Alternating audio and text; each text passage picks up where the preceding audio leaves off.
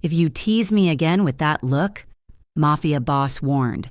She thought he was just another hot guest. The rain in Graybridge did not fall gently. It hammered against the glass walls of the Harborline Hotel like a fist demanding entry. Inside, the air smelled of expensive white lilies and lemon polish, a scent designed to make people forget that outside the streets were flooded and the city was angry. Maya Nguyen stood behind the marble front desk, her posture perfect despite the ache radiating from the arches of her feet up to her calves. It was 11 at night. She'd been standing here for 9 hours, and she had at least 3 more to go before she could trade the pristine uniform for sweatpants and a bus ride home. Her phone buzzed in her pocket, a vibration against her hip that made her flinch. She knew who it was without looking. It was her mother. It was always her mother at this hour, awake with worry, counting pennies in a notebook that never seemed to balance.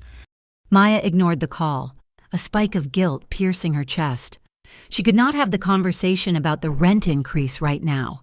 She could not listen to her mother ask, for the 3rd time this week, if she had met a nice doctor or lawyer at the hotel yet. The rent for their 2-bedroom apartment had gone up by $200, and Maya was already picking up extra shifts just to keep the lights on. She looked around the lobby. It was empty, save for the night porter polishing the brass railings near the elevators. The chandeliers overhead cast a warm, golden glow that reflected off the wet pavement outnet. It was a beautiful cage. This hotel. Maya pulled a small, battered sketchbook from beneath the counter. It was her one rebellion. On the page, jagged lines of charcoal formed the rough concept of a living room, open and airy, with light flooding in from imaginary windows. It was a design for a loft she would likely never own, filled with furniture she could definitely not afford. She shaded the corner of a sofa, losing herself in the friction of the charcoal against the paper. Outside, headlights cut through the storm. A black SUV pulled up to the curb, tires slicing through the standing water. It was not a taxi or a rideshare. It was a heavy, armored vehicle that looked out of place among the sleek sports cars that usually idled in the valet circle. Maya slid the sketchbook out of sight and straightened her blazer. She tapped the keyboard to wake her terminal, her mask of professional hospitality sliding back into place. The automatic doors parted. A gust of cold, damp wind rushed in, carrying the smell of ozone and exhaust. A man stepped inside. He was tall. That was the first thing Maya noticed. He was tall enough that he had to duck slightly to close his umbrella, shaking the water off with a sharp, decisive snap. He wore a suit that was blacker than the night outside, tailored so perfectly it moved with him like a second skin. It was not the flashy designer wear she saw in the tech moguls who stayed here. This was bespoke. This was serious. 2 other men entered behind him. They were broader, their faces hard and unreadable. They did not look at the architecture or the chandeliers. They looked at the corners of the room. They looked at the porter. Then they stopped, hanging back near the entrance like statues, while the first man walked toward the desk. Maya watched him approach. He moved with a predatory grace, his steps silent on the marble. He wore an expensive watch, the silver glinting under the lights, but he wore no jewelry. His dark hair was brushed back, revealing a face that was striking not because it was pretty, but because it was severe. High cheekbones, a strong jaw, and eyes that were currently scanning the lobby with the precision of a security camera. When his gaze landed on her, Maya felt a physical weight settle on her shoulders. He did not look at her like a guest looks at a receptionist. He looked at her like he was assessing a potential threat, or perhaps a prize. He stopped at the counter, up close. He smelled of rain, cedar, and something sharp, like expensive scotch. "Good evening," Maya said, her voice steady. "Welcome to the Harborline." He looked at her for a long second before speaking. "Good evening." His voice was a deep baritone, rough around the edges, like velvet dragged over gravel. He placed a black credit card on the marble. There was no name on the front, just a sleek, matte finish. "Checking in," he said. "The name is Daniel Reed." Maya picked up the card. It was heavy, made of metal. "Do you have a reservation, Mr. Reed?" "I believe so." he said. She typed the name into the system. Her fingers flew across the keys, grateful for the routine. Yes, I see it here. A reservation for 3 nights. A king suite. She looked up. He was watching her hands. We have you in one of our standard suites on the 10th floor, Maya said. She hesitated. The hotel was underbooked due to the storm. She had the authority to upgrade guests if she felt it would improve their experience, or if they seemed important. This man seemed important in a way that had nothing to do with fame. However, since the weather is so terrible, I can move you to a corner suite on the top floor. It has a better view of the city lights against the rain. One corner of his mouth quirked upward. It was not quite a smile. It was a smirk, small and knowing. He leaned forward, resting his elbows on the high counter, encroaching on her space just enough to make her heart skip a beat. That is very generous of you, he said softly. It is standard policy for our valued guests. Maya lied smoothly, though her pulse had quickened. She reached out to take his identification card, which he had placed next to the credit card. As her fingers grasped the plastic ID, her hand brushed against his. His skin was warm, a shocking contrast to the cold rain he had just walked through. Maya felt a jolt go up her arm, a sudden, static zap that made her fingers twitch. She pulled her hand back a fraction of an inch too fast. He did not pull back.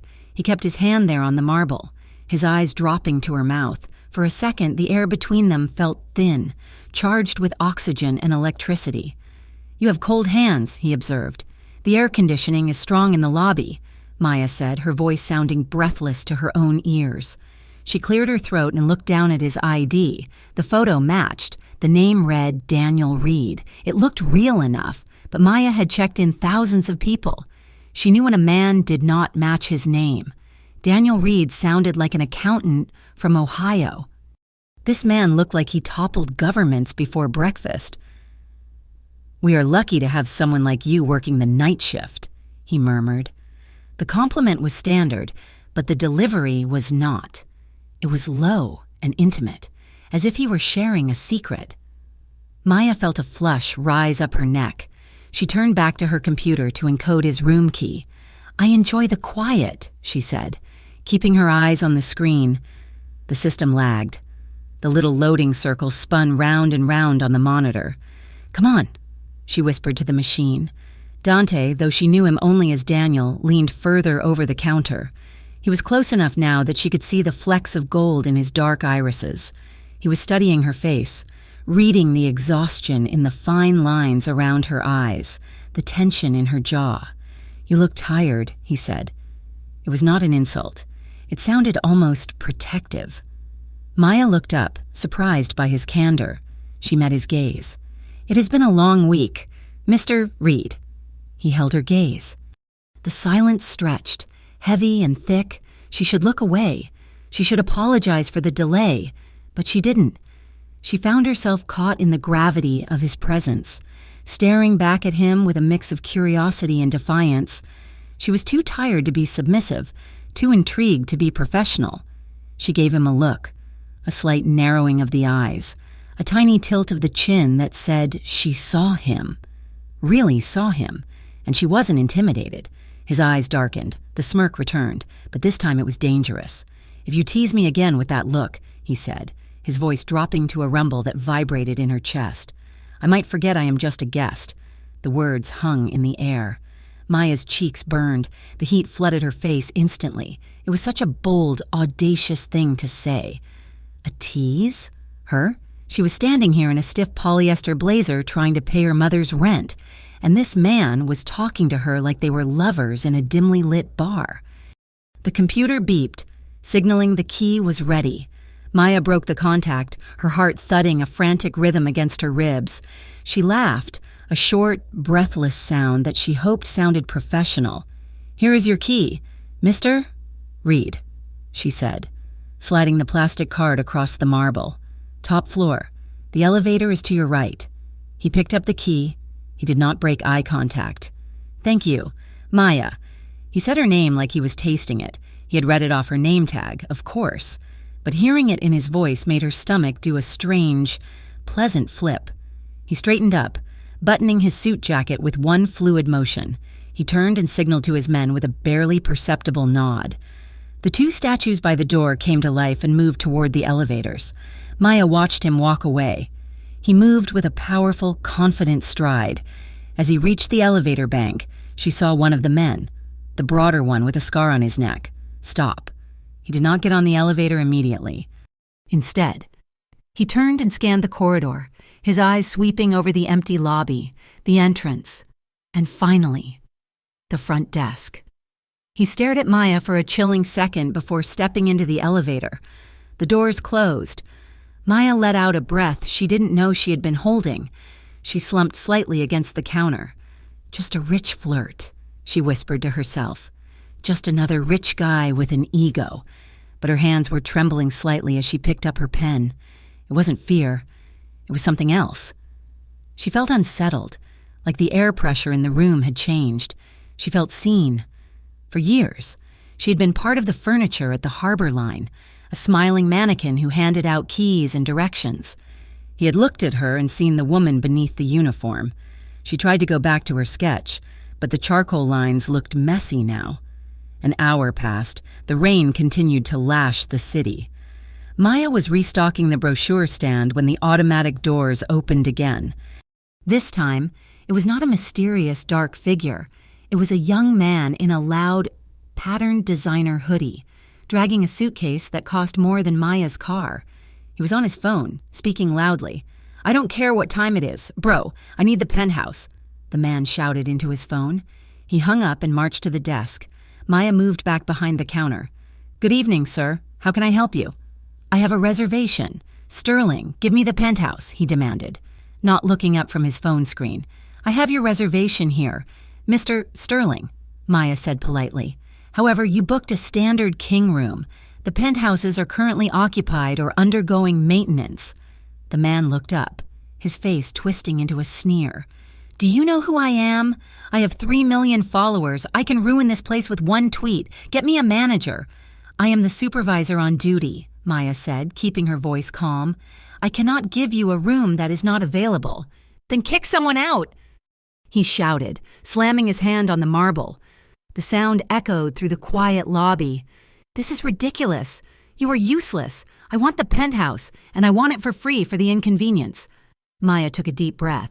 She was too exhausted for this. "Sir, please lower your voice. You are disturbing." "I will scream if I want to," the man yelled, leaning over the counter, his spit flying. "You are just a receptionist. Do your job. I believe the lady asked you to lower your voice." The voice came from the shadows near the bar entrance. It was calm, low, and terrifyingly cold. Maya looked up. Dante was standing there. He had changed out of his wet coat. Now he wore a crisp white shirt, the top button undone, and dark trousers. He stood with his hands in his pockets, leaning casually against a pillar, but his eyes were fixed on Mr. Sterling with zero warmth. The influencer turned around, ready to fight, but he faltered when he saw Dante. There was a quality of violence in Dante's stillness that triggered primal instincts in weaker men. "Mind your business, old man," the influencer muttered. Though his voice lacked conviction, Dante pushed off the pillar and walked toward the desk. He did not rush. He moved with that same measured, lethal grace. He stopped 3 feet from the influencer. He was half a head taller. "You are shouting at a woman who is doing her job." His tone was conversational, which made it worse. "And you are ruining my evening. I came down for a drink, not to hear a child throw a tantrum. I'm a VIP, the influencer stammered. Dante looked him up and down with withering disdain. "You are a nuisance. Take the key she gives you, or leave. If I hear your voice again, I will have you removed, and I will not be gentle about it." The influencer looked at Dante, then at Maya, then back at Dante. He swallowed hard. The bravado evaporated. He snatched the key card from the counter without a word and hurried toward the elevators. Dragging his suitcase with a clatter, silence returned to the lobby. Maya let out a shaky sigh. She looked at Dante. "Thank you. You didn't have to do that." Dante turned to her. The coldness vanished from his eyes, replaced by that simmering warmth from earlier. He stepped closer to the desk again. He was loud, Dante said simply, "and I do not like men who use their volume to intimidate women. I can handle myself," Maya said, lifting her chin. "I know you can," Dante said. "I saw the fire in your eyes, but everyone needs backup sometimes." He looked at her for a moment longer, his gaze tracing the line of her jaw. "Try to get some rest. Maya, you still look tired." "I have 3 hours left," she said. "Then I will let you work," he said. "Good night." He turned and walked back toward the bar, presumably to find that drink. Maya watched him go. She felt a strange sensation in her chest, a mixture of relief and a tight, coiling tension. She felt protected. Yes. But she also felt unnerved, the way he had shut down that man. It was too easy. It was the authority of a man who was used to being obeyed instantly. Later that night, Maya sat in the staff break room. The fluorescent lights hummed overhead.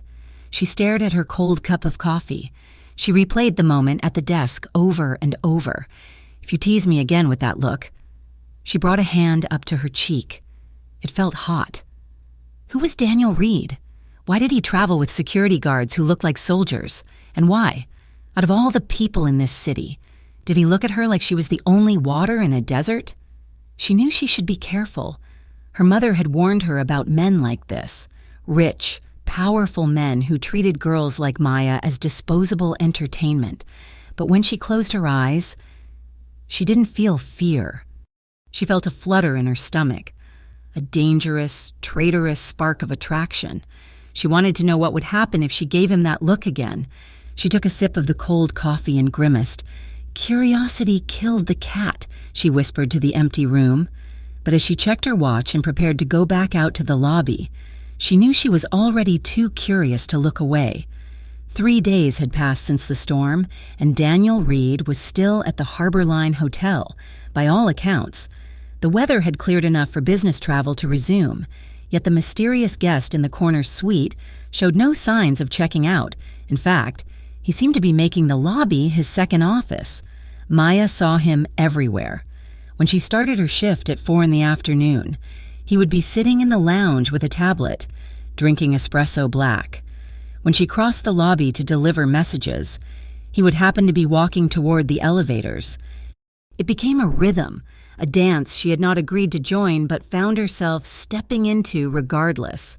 He asked her questions that had nothing to do with hotel amenities.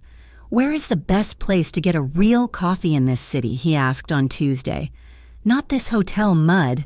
"There is a small roaster on 4th Street, Maya answered, keeping her eyes on her monitor. "It is called the Daily Grind. It is cheap and strong." 4th Street, he repeated, testing the name. "I will try it. Thank you, Maya." On Wednesday, he stopped by to ask about the architecture of the old library down the block. On Thursday, he simply leaned against the counter and asked how a woman with eyes that sharp ended up working the graveyard shift at a hotel that catered to people with more money than manners. He was weaving himself into the fabric of her nights. Maya tried to maintain her professional distance. She was good at it. She had practiced the art of being polite, but unreachable for years. It was a survival mechanism in the service industry, but with Daniel, the wall she built kept developing cracks. He did not look at her uniform. He looked at her. He noticed when she was tired. He noticed when she was hiding a limp from standing too long. It was Friday night when the barrier truly began to crumble. It was late, past 1 in the morning. The lobby was silent, the air conditioning humming a low, steady note. Maya was restocking the brochure stand near the concierge desk, her back to the entrance. She was tired. Her student loan payment was due in 2 days, and her bank account was hovering dangerously close to 0. She had spent the last hour doing mental math that always ended in a negative number. "You take those brochures very seriously," a deep voice said behind her. Maya jumped, nearly dropping a stack of maps. She turned to find him standing there. He looked different tonight. Usually, he was buttoned up, armored in his expensive suits. Tonight, his tie was undone, hanging loose around his neck. The top 2 buttons of his white shirt were open, revealing the hollow of his throat. His jacket was slung over one shoulder, held by a single finger. He looked like a man who had just finished a war, or perhaps started one. "Mr. Reed," Maya said, her heart doing that traitorous little skip it always did when he appeared. "I did not hear you approach. I have been told I walk quietly," he said. He moved closer, dropping his jacket onto a nearby velvet chair before leaning his hip against the polished wood of the brochure stand. He was too close. The scent of him, smoke, rain, and something warm and masculine, invaded her personal space. "You are working late again," he observed, his eyes scanning her face. "Do you ever go home?" "I go home when the work is done," Maya said, slotting the last of the maps into the rack. "Some of us have bills that do not pay themselves." "Is the hotel industry your passion then?" he asked. There was a teasing glint in his eyes, but his voice was soft. Maya let out a short, dry laugh before she could stop herself. "My passion? No. This pays the rent, barely. So what is the passion?" he pressed. "If money were no object, where would you be right now?" Maya hesitated. She rarely talked about her real life with guests. It was against the rules, and frankly, none of them usually cared. But the lobby was empty, and the way he was looking at her, with genuine, unhurried interest, made the words spill out. "I would have a studio," she said quietly. "A small one. High ceilings, lots of natural light. I would paint all day and not have to worry about smiling at people who snap their fingers at me." "An artist," he mused. He did not laugh. He did not make a condescending comment about it being a nice hobby. He nodded slowly. "I can see that. You notice details other people miss." "It is just a dream," Maya said, feeling suddenly exposed. "Between student loans and the cost of living in Graybridge, I will probably be stocking brochures until I am 80. Debts can be paid," he said, his voice dropping an octave, "and dreams are only impossible if you stop chasing them." He pushed off the stand and took a step toward her. Maya froze. He reached out, his hand moving slowly, clearly giving her time to pull away. She didn't. He took her right hand in his. His palm was large, rougher than she expected for a man in a suit. It was warm and dry. He turned her hand over, his thumb brushing against the side of her index finger. "You have ink here," he murmured. Maya looked down. There was indeed a smudge of black charcoal on her knuckle from where she had been sketching on her break earlier. She had scrubbed her hands, but the cheap charcoal was stubborn. I must have missed a spot," she stammered. "I like it," he said. He did not let go. His thumb rubbed gently over the smudge, a rhythmic, hypnotic motion. "It shows you are working on something that matters to you." Maya stopped breathing. The sensation of his skin against hers was electric. It wasn't just a touch. It felt like a conversation. His thumb grazed the sensitive skin between her fingers, and a shiver raced up her arm, settling heavy and hot in her stomach. She looked up at him. He was watching her. His dark eyes dilated. The air between them seemed to thicken, turning into something viscous and sweet. He was not looking at her hand anymore. He was looking at her mouth. "Maya," he whispered. The sound of her name on his lips felt like a caress. She found herself leaning in, just a fraction of an inch, drawn by the gravity of him. "Miss Nguyen," the sharp voice shattered the moment like glass. Maya snatched her hand back as if she had been burned. She spun around to see Mr. Henderson, the night manager, standing by the elevator bank. He was a small, petty man with a mustache that twitched when he was angry. Right now, it was twitching violently. "Mr. Henderson," Maya said, her voice shaking slightly. The manager marched over, ignoring Dante completely. "What do you think you are doing? I have told you a dozen times about fraternizing with the guests. You are here to work, not to flirt. This is a 5-star establishment, not a singles bar." Shame flooded Maya's face. She opened her mouth to apologize, to explain, but the words stuck in her throat. She was not flirting. The voice was ice cold. "Mister." Henderson stopped mid-rant and looked at Dante. For the first time, he seemed to realize who was standing there. Dante had straightened to his full height. The relaxed, teasing demeanor was gone. In its place was a stillness that was terrified. He looked down at the manager with an expression of absolute, crushing boredom. "I beg your pardon, sir." "Mr. Henderson squeaked. "I said..." Dante enunciated, his voice low and devoid of emotion. She was not flirting. I was detaining her with questions about the city. She was attempting to return to her duties, and I was preventing her. If you have an issue with that, you can take it up with me. Of course, sir, the manager stammered, shrinking under Dante's gaze. We have strict policies. Your policy is to ensure your guests are happy, Dante said. He took a step toward the manager. It was a small step, but it forced the other man to retreat. I am a guest, and I am currently very unhappy with your tone. Miss Nguyen is the most competent employee I have encountered in this entire building.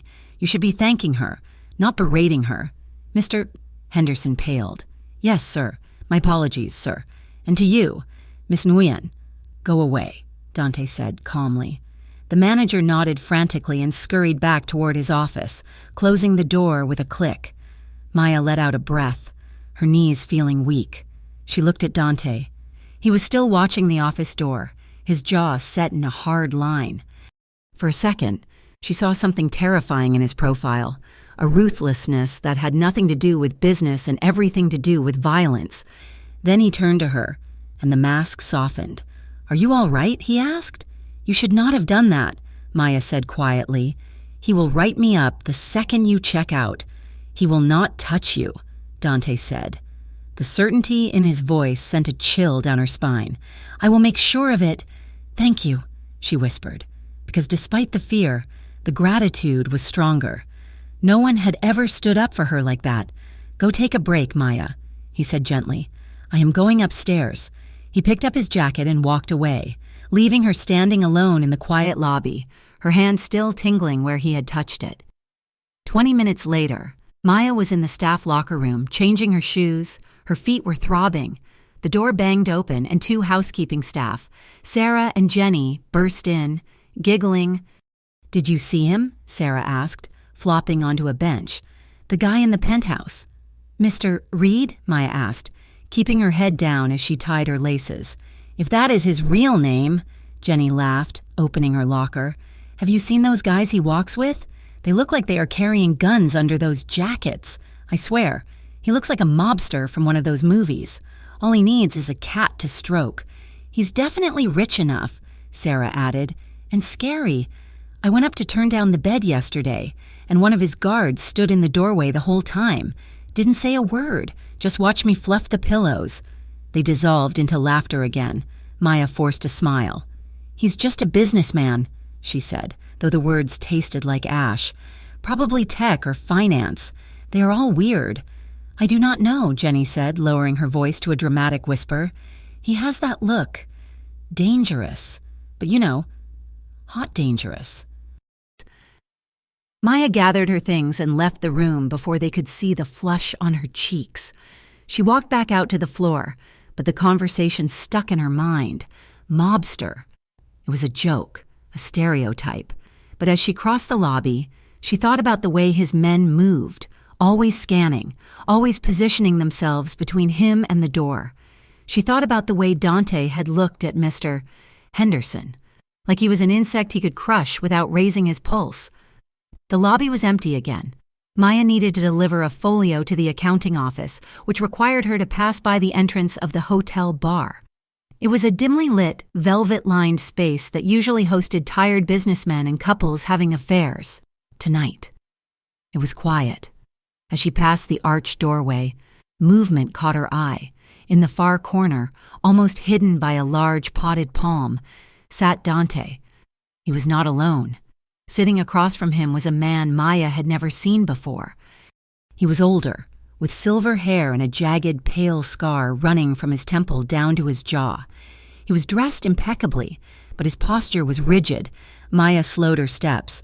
Staying in the shadows of the hallway, they were speaking in low tones, too quiet for her to hear the words, but the body language was screaming. Dante was leaning forward, his forearms on the table, his face hard. The other man looked nervous. He kept glancing at the door. Then, the man with the scar reached into his jacket and slid a thick, creamy envelope across the table. Dante placed his hand over it immediately. He did not open it. He just held it there. his eyes never leaving the other man's face. The air around them seemed to vibrate with tension. It was not a business meeting. It was a negotiation or a threat. Maya felt a cold prickle of fear dance along her skin. This was not normal. This was not tech money or finance. This was something else. She took a step back, intending to slip away unnoticed. Her shoe squeaked on the marble floor. It was a tiny sound, barely a whisper, but in the silence, it sounded like a gunshot. Dante's head snapped toward the doorway. His eyes locked onto hers instantly. There was no warmth in them now. They were predatory, alert, and terrifyingly cold. For a heartbeat. He looked at her like she was a stranger he needed to eliminate. Then, recognition flickered. His expression didn't soften, but the lethal edge dulled slightly. Maya spun on her heel and walked away, her heart hammering against her ribs like a trapped bird. She hurried to the accounting office, dropped off the papers, and practically ran back to the safety of the front desk. She spent the next hour jumping at shadows. Every time the elevator chimed, she flinched. At 3 a.m, the elevator doors opened. Maya stiffened, refusing to look up from her computer screen. She heard footsteps approaching, the familiar, measured stride. He stopped at the counter. Maya. She forced herself to look up. He was alone. The jacket was back on, buttoned up. The tie was tightened. He looked perfectly composed, as if the scene in the bar had never happened. Mr. Reed, she said. Her voice sounded thin. Is there something I can help you with? He leaned in. He did not smile. He rested his hands on the marble, invading her space again. But this time, it didn't feel like flirtation. It felt like containment. You left in a hurry earlier, he said softly. I was working, Maya said, her fingers gripping the edge of the desk until her knuckles turned white. I did not mean to intrude. He studied her face, searching for something. He must have seen the fear in her eyes because his expression shifted. A tiny, rueful smile touched his lips, but it didn't reach his eyes. Curiosity looks good on you, Maya, he murmured, his voice dipping low, vibrating with a mix of amusement and a very real warning. But sometimes, it is not safe to stare. The intimacy of it, the way he used her name, the way he leaned in so close she could feel the heat radiating from him, made her skin flush. It was a threat, yes, but it was also a protective command. Don't look. Stay safe. I understand, she whispered. Good, he said. He tapped his fingers once on the counter. Good night, Maya. He walked away, leaving her trembling. The rest of the night passed in a blur of anxiety. Just before dawn, the storm outside kicked up again. Wind howled against the glass, and thunder rattled the window panes. Suddenly, the lights in the lobby flickered, once, twice. Then, darkness. The main chandeliers died. The computer screens went black. For 5 seconds, the entire ground floor was pitch black. Maya gasped, freezing in place. Then, the emergency backup generators kicked in with a low hum. Dim. Amber emergency lights bathed the lobby in shadows, creating pools of darkness and light. Maya! She hadn't heard him approach. Dante was there, standing right next to the opening of the front desk. In the dim light, his features were sharp, angular shadows. I am here, she said, her voice shaking. It is just a power outage. The storm must have hit a line. Are you okay? He asked. He stepped behind the counter. Strictly speaking, guests were not allowed behind the desk, but Maya was not going to tell him to leave. The lobby was suddenly a cavern of spooky shadows, and his presence was the only solid thing in the world. He stood next to her, looking at the dead monitor. He was so close that his chest almost brushed her shoulder. In the semi-darkness, the boundaries of propriety felt like they had vanished with the lights. I am fine, she said. I just need to call maintenance. She picked up the landline phone. Dead air. The phones are down too. Dante turned to face her. The space behind the desk was narrow. They were inches apart. Maya could feel the warmth of his body through her thin blouse. She could smell that intoxicating mix of cedar and rain. I do not like you being down here alone in the dark, he said. His voice was a low rumble in the quiet room. Security is around, she said, though she didn't sound convincing. "I will walk you to the staff elevator," he said. It wasn't a question. "I cannot leave the desk," she protested weakly. "The desk is not going anywhere," he said. "And neither are the guests. Come." He reached out and placed his hand on the small of her back. The contact burned. Even through the fabric of her uniform, his touch was searing. It was possessive and guiding. He applied a gentle pressure, urging her toward the staff corridor. Maya let him guide her. She felt a shiver race up her spine, a confusing mix of fear and desire. She should pull away. She should tell him to stop. But her body betrayed her. She leaned slightly into his touch, seeking the comfort of his strength against the chaos of the night. They walked in silence down the dim hallway. The emergency lights cast long, distorted shadows against the walls. His hand never left her back. At the staff elevator, he pressed the button. "Go up to the break room," he instructed. "Stay there until the lights come back on." "What about you?" she asked, looking up at him. The amber light caught the sharp angles of his face, making him look beautiful and dangerous. "I will be fine," he said. He looked at her, his gaze dropping to her lips again. For a second, Maya thought he might kiss her. She wanted him to. The realization shocked her, despite the gun-toting guards, despite the shady envelope, despite the warning. She wanted him to close the distance. The elevator dinged. The doors slid open. Dante stepped back, his hand falling away from her waist. The loss of contact made her feel instantly colder. "Be safe, Maya," he said. She stepped into the elevator. "You too, Daniel." She used his fake name, but her eyes said she knew there was more. The doors closed, separating them. 2 hours later, Maya lay in her bed in her cramped apartment. The rain tapped against her window. She stared at the ceiling, unable to sleep. She replayed the night over and over. The way his thumb had brushed the ink on her hand, the cold, deadly look he had given the manager, the warning in the lobby, the heat of his hand on her back in the dark. She told herself he was just a guest, a wealthy, dangerous man who would check out in a few days and leave her life as quickly as he had entered it. She told herself she was being stupid. But as she drifted towards sleep, her body remembered. It remembered how close he had stood. It remembered the drop in his voice when he said her name. It felt like he had planted a flag in her world, claiming a piece of her attention that she would never be able to take back. He was dangerous. She knew that now. But God help her. She wasn't sure if she wanted to run away or run straight into the fire. The phone call came during Maya's break, huddled in the drafty corridor behind the kitchen where the smell of dish soap and old grease clung to the walls.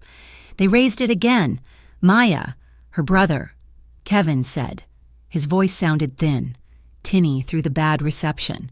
"The landlord says market rates are going up in the neighborhood. He wants another $300 a month starting next week. Mom is freaking out. She's talking about selling her wedding ring." Maya closed her eyes, leaning her forehead against the cool, cinder block wall. "Tell her not to do that. Kevin, do not let her sell the ring." "Then what are we going to do?" Kevin asked, the panic rising in his throat. "I'm already pulling double shifts at the warehouse. We do not have it. Maya." "I will figure it out," she said, though she had no idea how. "I will get in advance, or I will pick up the weekend mornings too. Just tell her to keep the ring. Please." She hung up, her hand shaking. $300. It might as well have been $3 million. She was already drowning, treading water in a sea of bills that kept rising higher with every tide. When she returned to the front desk, the exhaustion she had been holding at bay crashed over her. Her smile felt brittle, like it might shatter if anyone looked at it too hard. The lobby was busy for a Tuesday night, guests checking in for a midweek conference, their demands sharp and impatient. "Excuse me," a voice snapped. Maya blinked, focusing on the man standing across the marble counter. He was middle-aged, wearing a suit that was expensive but ill-fitting, his face flushed with the kind of entitlement that usually signaled trouble. "Good evening, sir," Maya said, her voice automatic. "How can I help you?" "I ordered a bottle of sparkling water to my room 40 minutes ago," the man spat. "I'm still waiting." "Is this a 5-star hotel or a roadside motel? Because right now, the service is garbage. "I apologize, sir," Maya said, typing quickly to check the housekeeping logs. "We're a little short-staffed tonight due to the flu season. Let me call room service right now and—" "I do not want you to call room service," he shouted, slapping his hand on the counter. The sound echoed through the high ceilings of the lobby, drawing the eyes of every person in the room. "I want you to do your job. I pay $600 a night to stay in this place, and I expect competence. Look at me when I am talking to you." Maya flinched. The stress of the phone call, the lack of sleep, the fear for her mother, it all bubbled up. Her throat constricted. She felt the hot, stinging prickle of tears in her eyes. She bit the inside of her cheek, willing them away, but her chin wobbled. "I'm trying to help you, sir," she whispered. "You are useless," the man sneered, leaning in. "Maybe if you spent less time looking pretty and more time working, I would have my water. I think that is enough." The voice did not shout. It did not need to. It cut through the noise of the lobby like a blade through silk, deep, resonant, and terrifyingly calm. The angry guest froze. He turned slowly. Dante stood there. He was wearing a charcoal gray suit tonight, the fabric absorbing the light. He stood with his hands in his pockets, his posture relaxed, but his eyes were fixed on the shouting man with a look of absolute, predatory boredom. Behind him, near the elevators, his two shadows watched, silent and imposing. "Who are you?" the guest demanded, though his voice wavered. "I am a guest who prefers a quiet lobby," Dante said. He took 2 steps forward, closing the distance. He towered over the other man. "You are screaming at a woman because you are thirsty. It is pathetic." "She is incompetent," the guest spluttered, pointing a shaking finger at Maya. Dante's gaze flicked to the finger, then back to the man's face. The temperature in the room seemed to drop 10 degrees. "If you point that finger at her again," Dante said, his voice dropping to a murmur that only the 3 of them could hear, "I will break it." The guest went pale. He looked at Dante's eyes, saw the utter lack of hesitation there, and swallowed hard. The bluster evaporated instantly. I will just go to the bar," the guest mumbled. He grabbed his room key and hurried away, not looking back. Silence settled over the desk. Maya stood frozen, her hands gripping the edge of the marble until her knuckles turned white. She was shaking. The tears she had fought so hard to suppress were now threatening to spill over because of the sudden release of tension. Dante turned to her. The hardness vanished from his face, replaced by a concern that made her chest ache. "Are you okay?" he asked softly. "I am fine," Maya managed, though her voice cracked. "I'm sorry. I should have handled that better." "You handled it fine," Dante said. He looked at her, really looked at her, noting the tremors in her hands and the glassy sheen of her eyes. "You need a minute. Come with me." "I cannot leave the desk," she said automatically. "The night manager is coming out of his office right now," Dante said, nodding toward the back. "He can cover the phones for 10 minutes. Come." It wasn't a request. He turned and walked toward a secluded alcove off the main lobby, a private lounge reserved for VIP guests. Maya hesitated, then looked at the manager approaching. She didn't wait to ask. She followed Dante. The lounge was dim and quiet, smelling of leather and old books. Rain lashed against the floor-to-ceiling windows, blurring the city lights into streaks of gold and red. Dante led her to a small velvet sofa in the corner, shielded from the doorway by a bookshelf. "Sit," he said gently. Maya sat. Her legs felt like jelly. Dante sat in the armchair opposite her, then seemed to change his mind. He moved to the other end of the sofa, sitting close enough that his knee brushed against hers. "Breathe," he said. Maya took a shaky breath. "I am sorry. I do not know why I let him get to me. Guests yell all the time. It is part of the job." It was not the guest, Dante observed. His voice was low, wrapping around her like a warm blanket. "You looked like you were already breaking before he opened his mouth." "What is it, Maya?" She looked out the window at the rain. She wanted to lie. She wanted to put up the walls she had spent years building.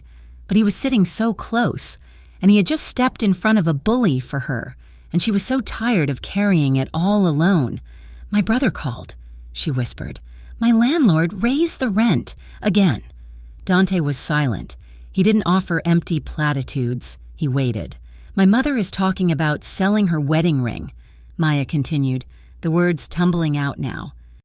"And I am working 60 hours a week, and it is not enough. It is never enough.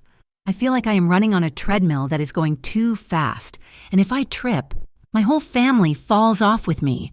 She looked down at her hands, twisting the fabric of her uniform skirt. "It is stupid. It is just money. Everyone has problems." "It is not stupid," Dante said. She felt him move. He reached out, his hand entering her field of vision, slowly, deliberately. He cupped her cheek. Maya froze.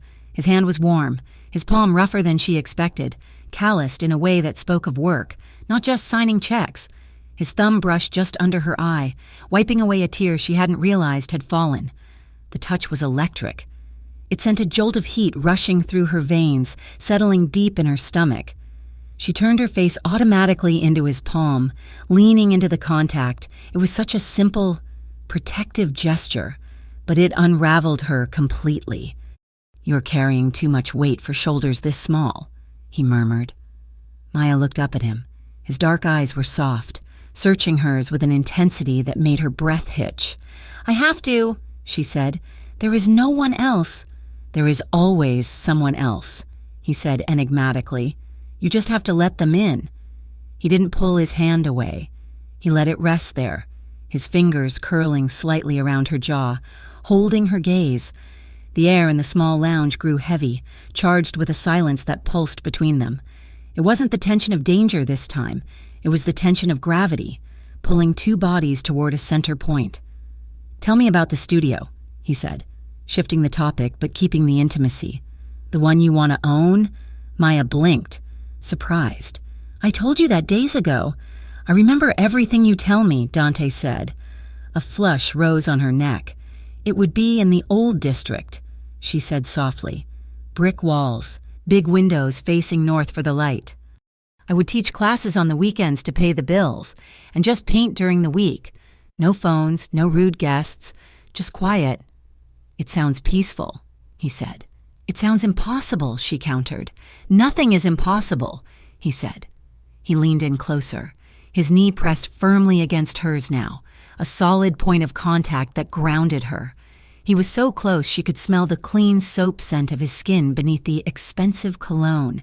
She could feel the warmth of his breath.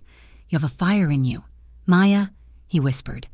His gaze dropped to her lips, lingering there. "I saw it the first night. You hide it under this uniform and this polite smile, but it is there." Maya's heart hammered against her ribs. She felt like she was standing on a precipice. "I do not feel very fiery right now." "No?" He smiled. A small, crooked thing that made her knees weak. His thumb brushed the corner of her mouth, a feather-light touch that made her lips part on a sharp intake of breath. "You are teasing me," she whispered, the words trembling. Dante's eyes darkened, the smile faded, replaced by a look of raw, restrained hunger. "If you tease me again with that look," he began, repeating the words he had said that first night. But the tone was different. It wasn't playful anymore. It was rough, edged with a desperation that he was barely holding back. "I might forget that I am supposed to be a gentleman. I might forget that I am trying to keep you safe from things you do not understand." Maya stared at him, her pulse thudding in her ears. He wasn't talking about hotel policy. He was talking about control. He was telling her that his control was fraying, snapping thread by thread every time he looked at her, and God help her. She wanted it to snap. She felt a sudden, reckless surge of courage. She turned her head slightly, pressing her lips against the center of his palm. Dante inhaled sharply. His hand tightened on her jaw, his fingers sliding into the hair at the nape of her neck. He leaned in, his mouth inches from hers. "Maya!" he groaned, a sound that vibrated in his chest. Footsteps echoed in the hallway. Dante froze. The moment shattered instantly. He pulled back, his hand falling from her face, his posture shifting from intimate to alert in a split second. Maya blinked, cold air rushing into the space between them. A man appeared in the doorway of the lounge. It was the one with the scar, Leo. She thought she had heard someone call him. He didn't look at Maya. He looked straight at Dante and gave a single, sharp nod. Dante's face changed. The tenderness, the heat, the vulnerability. It was all wiped away as if it had never existed. His jaw tightened, his eyes turning into shards of black ice. He wasn't Daniel Reed anymore. He was something else, something harder. He stood up, buttoning his jacket with a sharp snap. "I have to go," he said. His voice was distant, clipped. Maya stood up too, feeling dizzy and bereft. "Is everything okay?" He looked at her then. For a brief second, the mask slipped, and she saw regret in his eyes.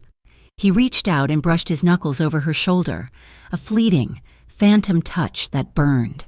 "Stay here for a few minutes," he said. "Finish your break. Do not come out until you feel steady."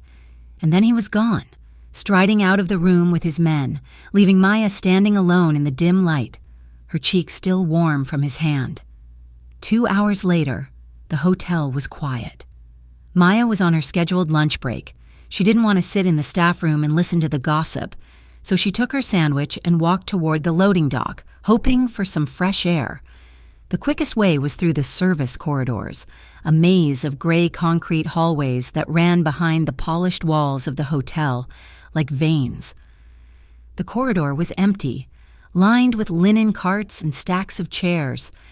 It was silent, except for the hum of the industrial refrigerators.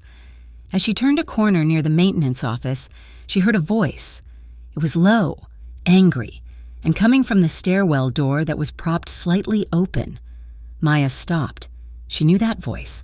It was Dante, but it didn't sound like the man who had wiped away her tear. It sounded like the man who had terrified the rude guest, magnified by 10. "I do not care what the excuse is," Dante was saying. The concrete walls amplified the menace in his tone. "The shipment was supposed to be in the harbor by midnight." Maya pressed herself against the wall, her heart starting to race. "Shipment?" Another voice answered, muffled and nervous. "Boss, the union guys are pushing back. They say the territory is disputed." "There is no dispute," Dante's voice cut in, cold and lethal. "This is Romano territory. It has been Romano territory for 50 years. You tell them that if they touch a single crate, I will bury them under the foundation of their own warehouse." Maya slapped a hand over her mouth to stifle a gasp. Romano. The name hit her like a physical blow. Everyone in the city knew the name Romano. It was in the newspapers every other week, usually connected to words like racketeering, organized crime, and unsolved. The Romanos were not just a family, they were an institution of violence in Graybridge. "I will handle it, boss," the other voice said. "Does the family know you are exposed here?" "My location is not your concern," Dante snapped. "Fix the problem, or I will find someone who can—" There was the sound of a phone beeping off. Maya stood paralyzed. Her mind was reeling, trying to reconcile the image of the man who had looked at her with such tenderness, with the man who had just threatened to bury people under a warehouse. He is not Daniel Reed. The realization crashed into her. He is Dante Romano. She wasn't flirting with a rich guest. She was falling for a crime lord. Fear spiked in her chest, cold, sharp, and rational. She needed to get out of there. She needed to go back to the desk, pretend she knew nothing, and stay as far away from him as possible. She turned to retreat, stepping carefully. Her foot scuffed against a loose tile. The sound was small, but in the echoing hallway, it was enough. The stairwell door swung open. Dante stepped out. He was 10 feet away. He saw her instantly. He didn't look surprised. He looked resigned. He took a step toward her, his movements fluid and stalking. He was still wearing the suit, but now it felt like a costume covering something feral. "Maya," he said. His voice was careful, devoid of the warmth from the lounge. Maya took a step back, her back hitting a linen cart. I was just taking a shortcut to the loading dock." He stopped 5 feet from her. His eyes searched her face, scanning every twitch of her muscle, every shift of her gaze. He was looking for the lie. "How long have you been standing there?" he asked. "I just got here." Maya lied. Her voice was too high. She cleared her throat. "I didn't hear anything, I swear." He studied her.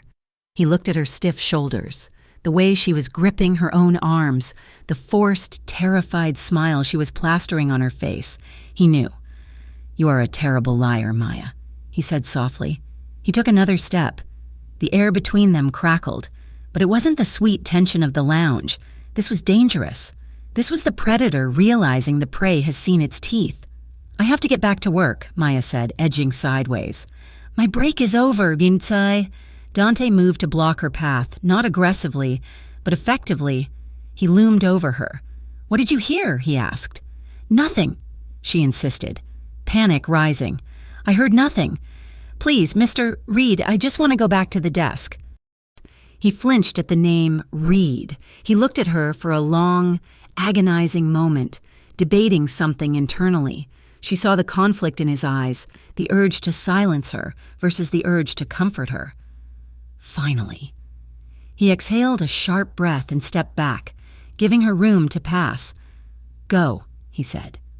Maya didn't wait. She bolted past him, her shoulder brushing his arm. She felt him turn to watch her go, his gaze burning a hole between her shoulder blades. That night, Maya lay in her bed, staring at the cracks in the ceiling. She was safe. She was home. But she felt trapped. She replayed the conversation in the stairwell. Romano. She knew what she should do. She should call the police. She should quit her job. She should run. He was a criminal. He was dangerous. He was everything she had sworn to avoid. But then her memory shifted. She felt the phantom weight of his hand on her cheek. She saw the way he had looked at her in the lounge, like she was the only real thing in the world. She heard the raw honesty in his voice when he said he was trying to protect her.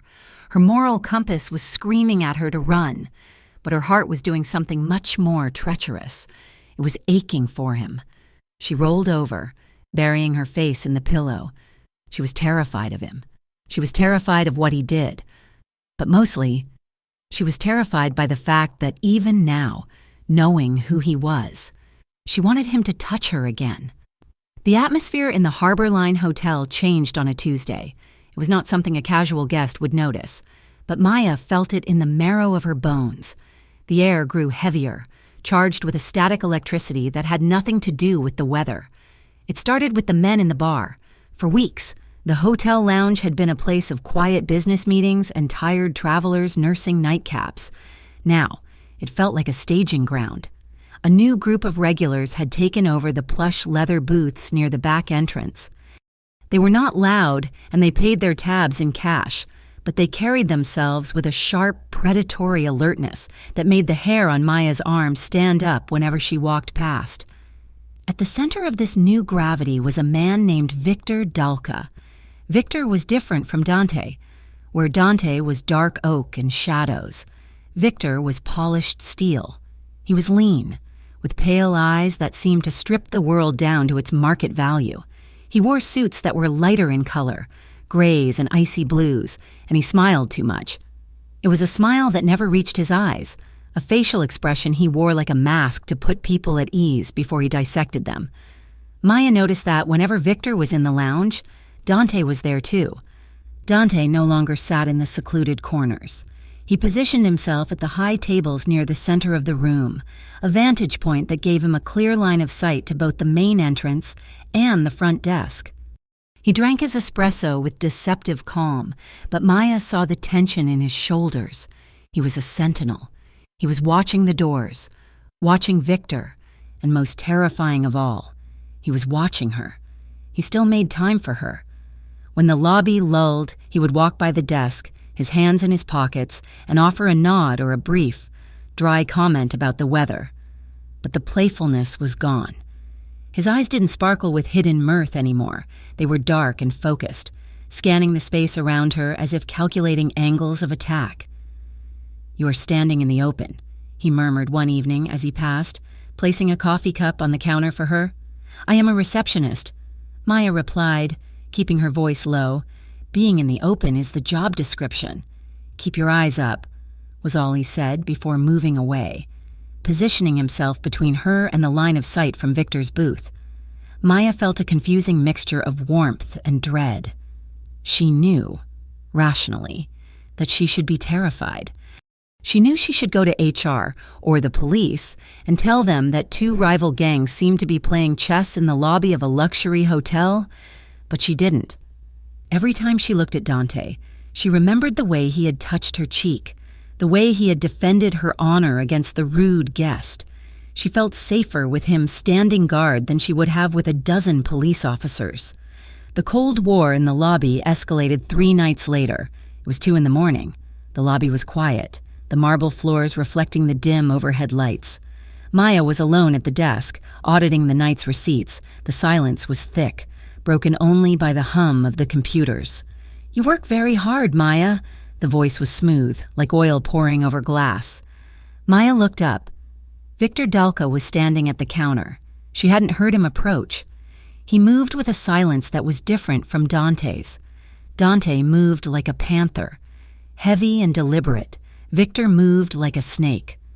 "Good evening, sir," Maya said, her professional mask slamming into place. "Can I help you with something?" "I have been watching you," Victor said. He leaned his elbows on the high counter, invading her personal space. His pale eyes drifted over her face, assessing her features with a cold, detached interest. "You are very dedicated, very professional. It is rare to see that kind of loyalty in a place like this." "I enjoy my job," Maya lied. "Do you?" Victor tilted his head. "Or do you enjoy the company? I notice you spend a lot of time talking to the gentleman in the penthouse suite, Mr. Reed. I believe he calls himself—" A chill ran down Maya's spine. The way he said the name Reed dripped with irony. "Mr. Reed is a guest," Maya said, her fingers curling into fists under the desk. "I speak to all our guests, but not like you speak to him," Victor said. He reached out and picked up a pen from the counter, twirling it between his long fingers. "You look at him differently." "And he certainly looks at you differently. It makes a man wonder." "Wonder what, sir?" Maya asked, her voice tight. "Wonder if you are part of the package," Victor said, his smile widening to show perfect, white teeth. "Wonder if you are a civilian or if you are an asset." He leaned in closer. "Tell me, Maya, does he pay you well, or is it a labor of love?" Maya felt her skin crawl. The implication was disgusting, but the threat behind it was worse. He was fishing. He was trying to see how much she mattered to Dante. "I think you should step back," a voice rumbled. Dante materialized beside Maya. He didn't make a sound. 1 second the space was empty, and the next, he was there. He placed one hand flat on the front of the counter, his body angled slightly in front of Maya, creating a physical barrier between her and Victor. The air in the lobby seemed to vanish, sucked out by the sheer pressure of the confrontation. Victor didn't flinch. He just stopped twirling the pen and looked at Dante with amused eyes. "Daniel," Victor said, his voice light, "I was just getting to know the staff. She is charming. She is working," Dante said. His voice was not loud, but it had a texture like grinding stones. "And you are disturbing her." "I was merely being polite," Victor said. He dropped the pen back onto the marble with a sharp clatter. "You know me, always making friends. I know you," Dante said. The words were heavy with subtext. "And I know that you are finished here for the night. The bar is closed. Victor?" Victor straightened up, smoothing the lapels of his light gray suit. The two men stared at each other. They were of equal height, but Dante seemed denser, more solid, while Victor seemed like something that would slip through your fingers if you tried to grab him. "You seem very protective of this one," Victor murmured, his gaze flicking to Maya and then back to Dante. "That is interesting. Sentimental attachments can be heavy to carry." "Good night, Victor," Dante said. It was a dismissal and a threat. Victor chuckled softly. "Good night, Daniel.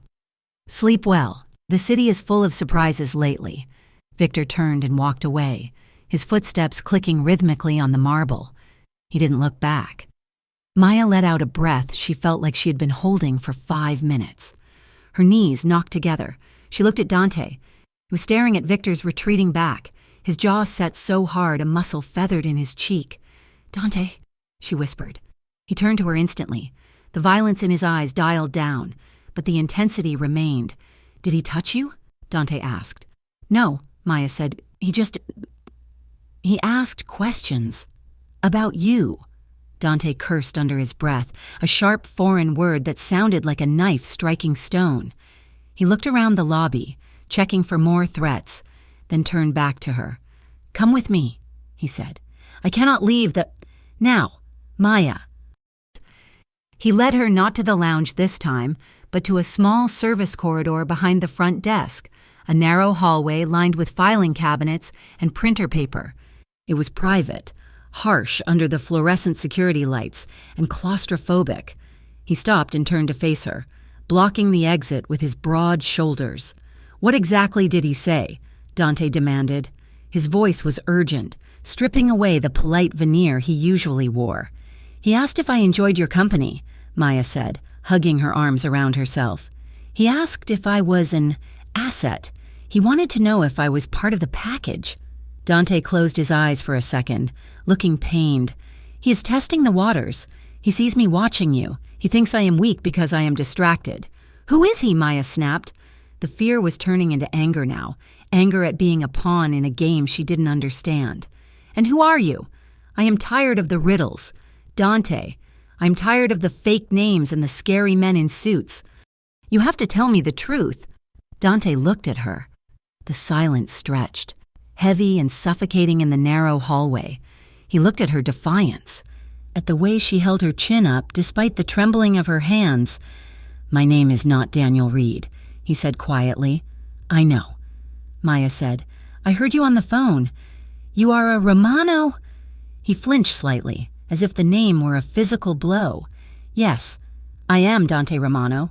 The crime family, she stated flatly.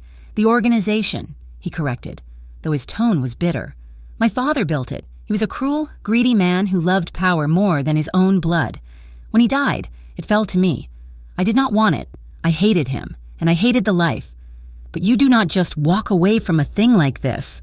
If I left, the vacuum would cause a war that would burn this city to the ground. So I stayed. I took control to keep it from becoming worse. He took a step closer to her. Victor Dalka is a rival. He wants what I have. He wants the territory, the routes, the power. He has been circling for months, looking for a way to strike. And me? Maya asked, her voice trembling. What am I? You are the mistake I made, Dante said, his voice rough. I should have ignored you. I should have treated you like furniture, the way everyone else does. But I couldn't. You looked at me with those eyes, and you drew. And you had ink on your hands, and you were so real. He reached out, his hands hovering near her shoulders before he finally gave in and gripped them. His touch was firm, grounding. Victor sees that, Dante continued. He sees that I look at you. He sees that I step in when guests are rude. He thinks that if he hurts you, he can break me. He wants to use you as leverage. The honesty hit Maya like a punch to the gut. She felt betrayed. He had dragged her into this nightmare just by paying attention to her. But beneath the betrayal, there was a strange, twisted sense of honor.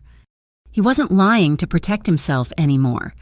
He was handing her the truth like a loaded gun. So I am a target because you like me? She asked, her voice barely a whisper. You are a target because I care about you, Dante corrected. And in my world, caring about anything is a weakness. Maya stared up at him. The hallway felt suddenly very small. They were inches apart, the air between them vibrating with the confession. She should push him away. She should scream. She should run out that door and never come back. But she didn't. She looked at the man in front of her, not the crime boss, but the man who had brought her coffee, the man who had wiped away her tears, the man who was currently looking at her with an expression of utter devastation. You should walk away, Maya, Dante murmured. His grip on her shoulders tightened just slightly, betraying his words. You should quit. Go stay with your mother. Get as far away from me as you can. Is that what you want? She asked. No, he rasped.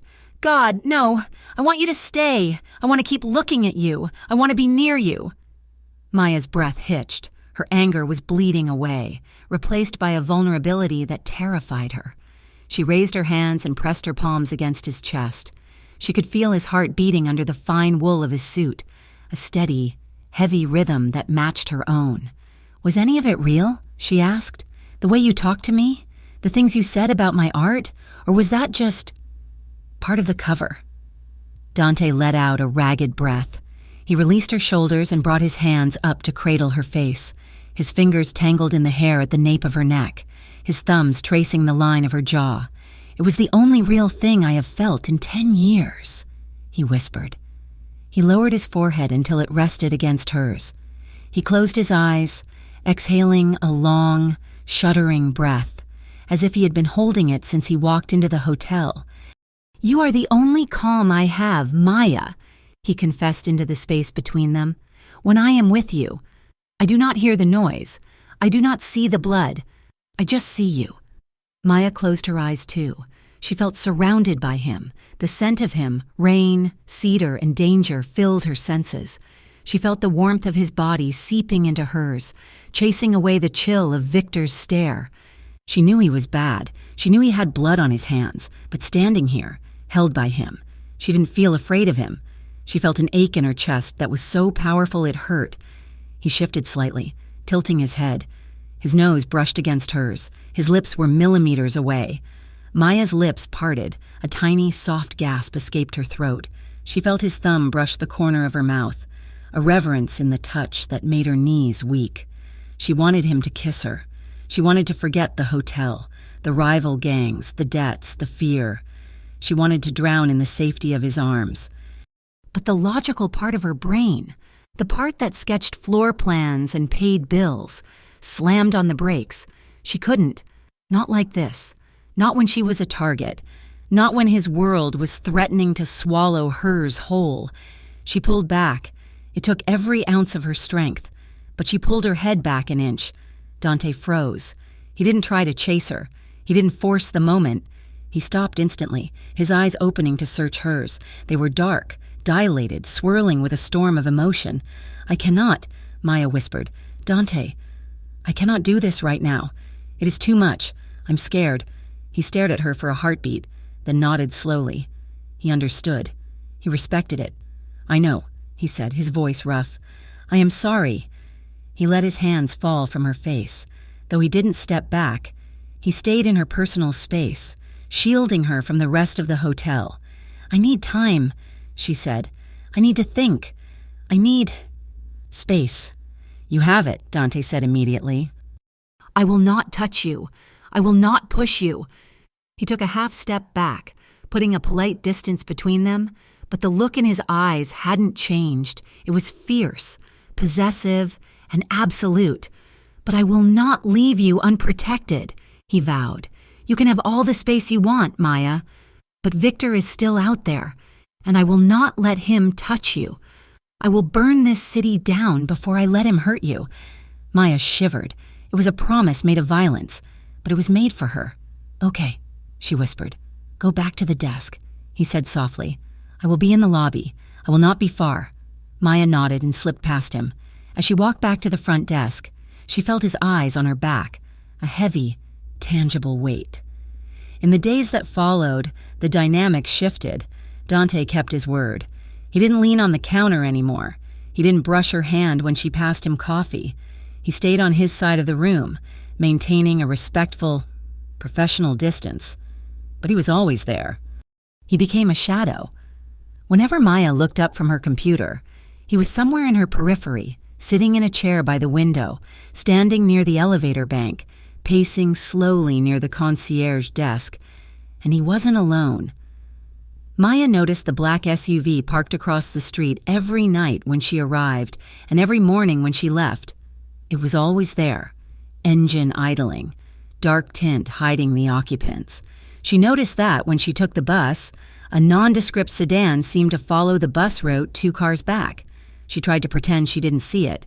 She tried to tell herself it was creepy, invasive, but late one night, as she walked to the bus stop in the pouring rain, she saw a group of loud, drunk men stumbling down the sidewalk toward her. Fear spiked in her chest. She gripped her pepper spray. Then, she heard a car door slam.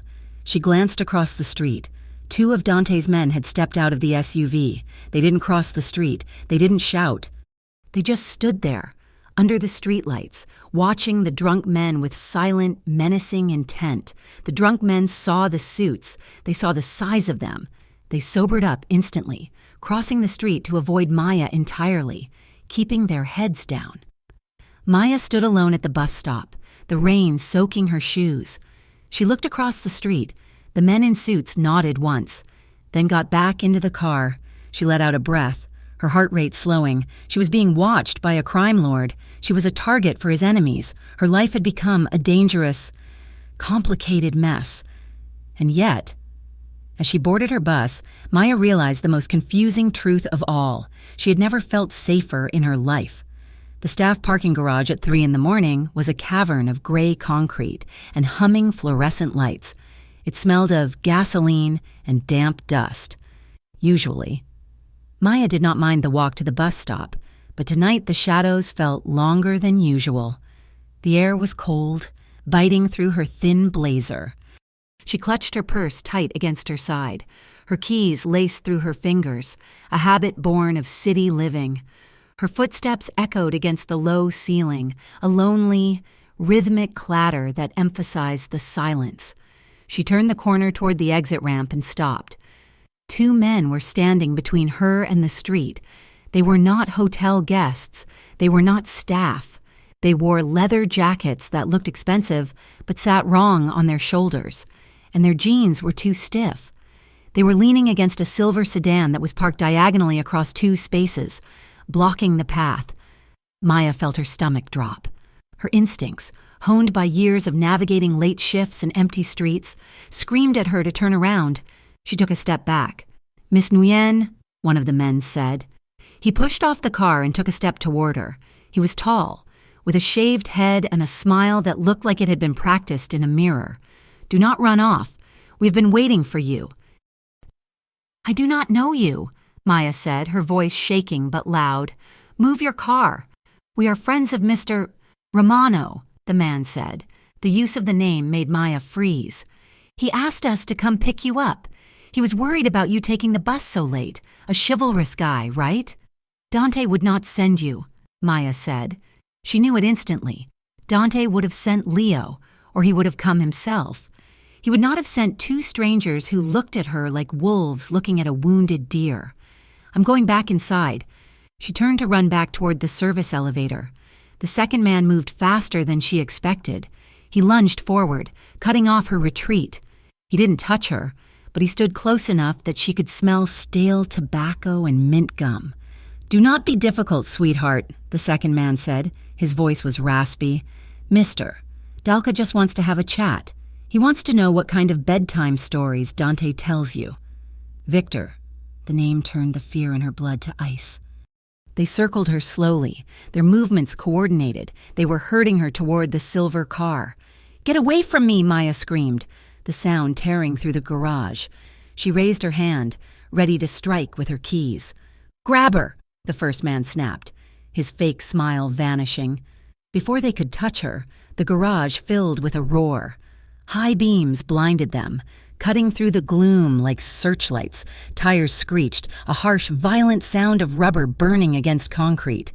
A massive black SUV drifted around the corner, moving with terrifying speed, and slammed to a halt less than 10 feet away, blocking the exit.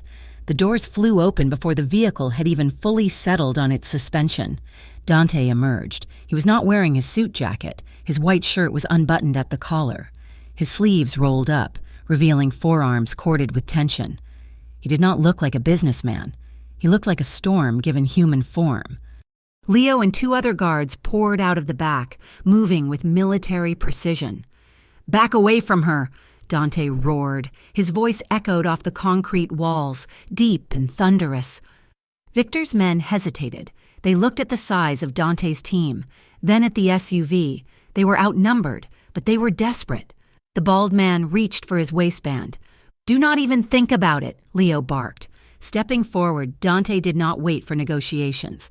He closed the distance to the bald man in 3 long strides. He didn't throw a punch. He simply shoved the man backward with a force that sent him stumbling into the side of the silver sedan with a heavy, metallic crunch. "Get in your car," Dante snarled, looming over the man. "And tell Victor that if he sends anyone near her again, I will not be this polite. I will drive to his house and I will finish this.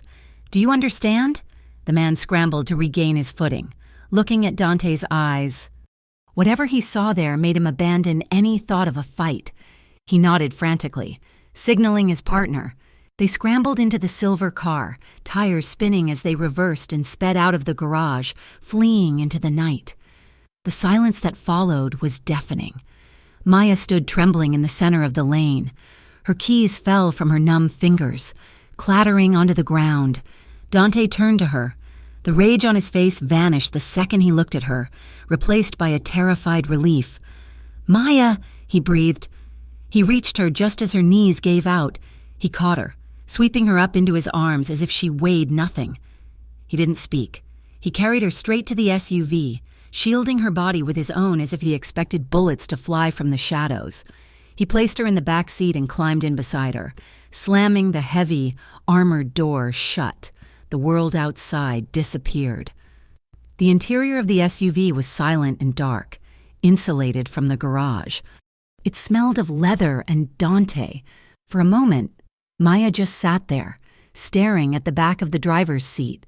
Then, the adrenaline crashed. A sob ripped its way out of her throat. It was a raw, ugly sound. Her entire body began to shake violently, her teeth chattering. The reality of what had just happened slammed into her. The wolves, the trap, the fact that she was a pawn in a war she didn't start. "I have you," Dante said. His voice was rough, unsteady. "I have you, Maya. You are safe." He didn't wait for permission. He pulled her across the leather seat and into his chest. Maya didn't resist. She collapsed against him, burying her face in the crook of his neck.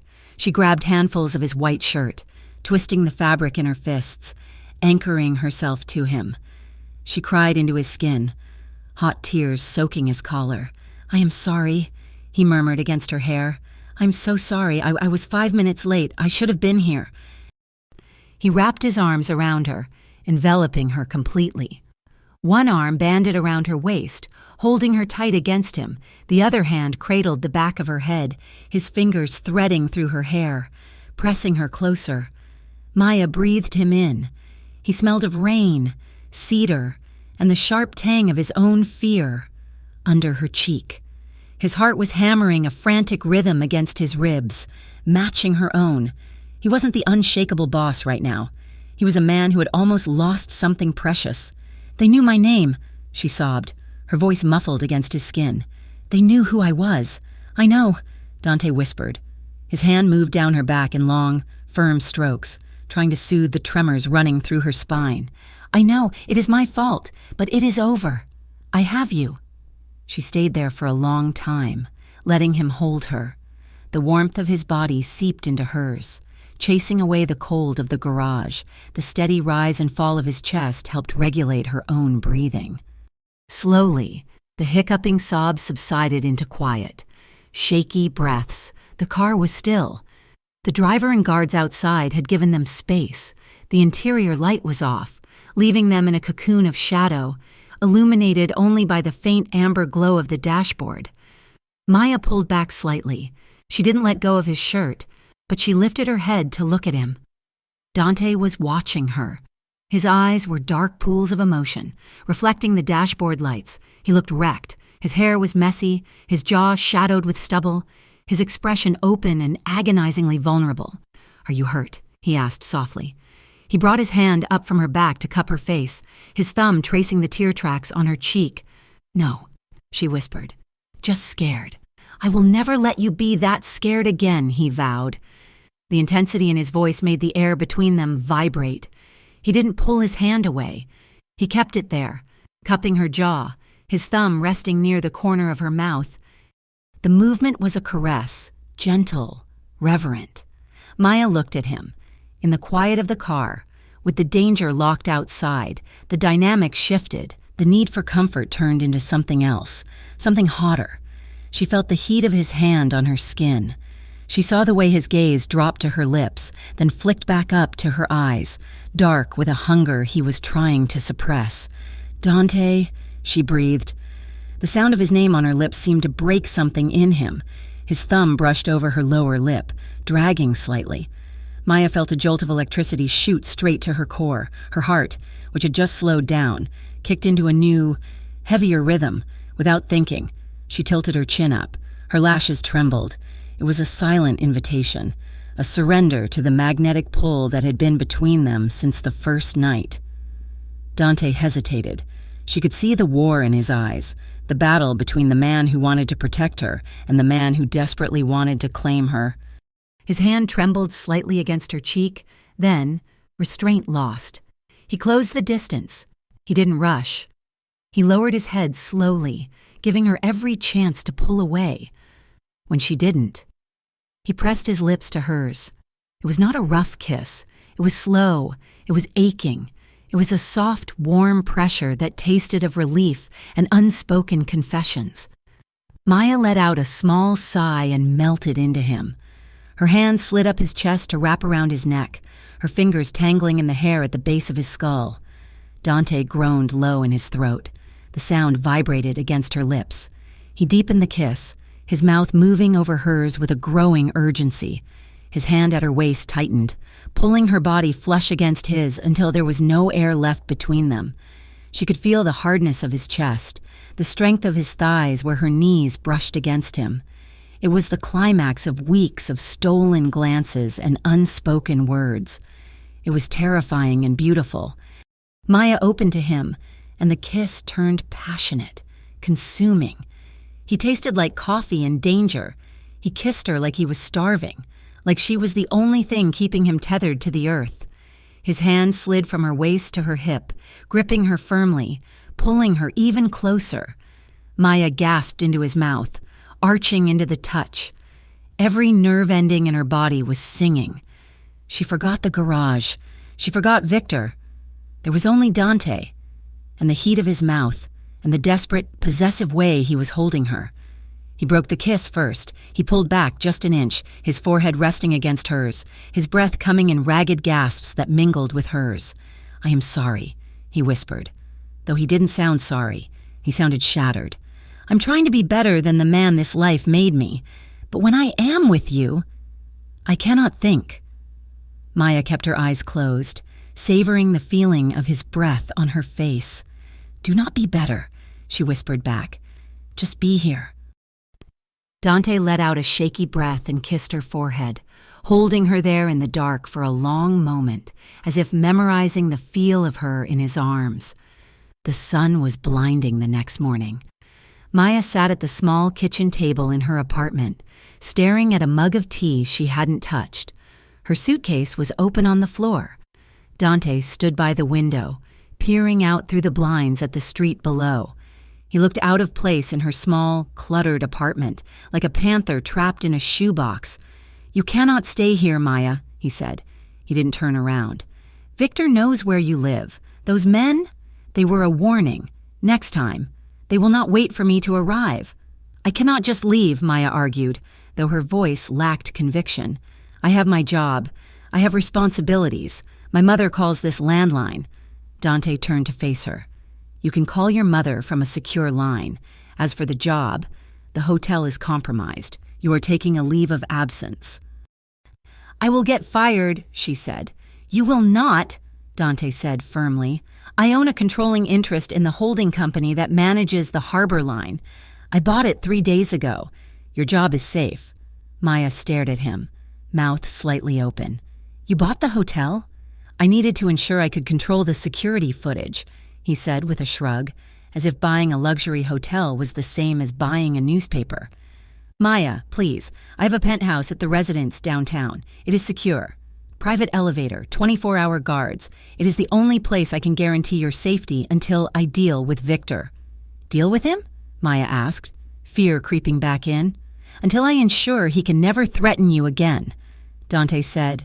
He walked over to the table and knelt down so he was eye level with her. He took her hands in his. "Please," he said. His dark eyes were intense, earnest.